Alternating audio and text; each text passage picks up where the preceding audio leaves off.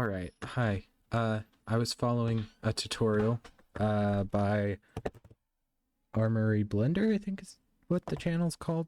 I don't know.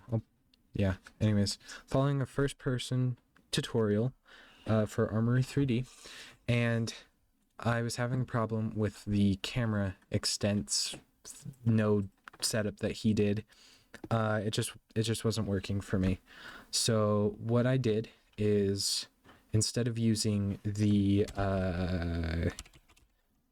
gate node that he uses, I used a clamp node and was able to get it to work.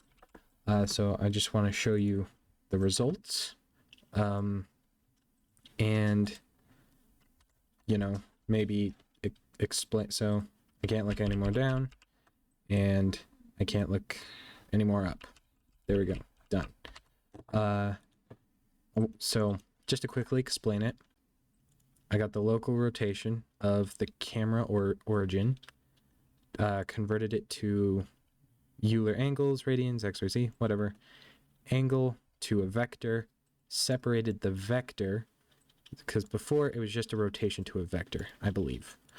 You clamp the x value, which is in radians, so that would be the minimum of negative 1.5 and the maximum of 1.5. You put all of that in, you convert all of that back into a vector, convert that back into a rotation. You don't need to worry about that, and set that to the rotation, and that's it. It doesn't seem any more complicated than his setup, but yeah, it works. I'm happy with it, Yeah.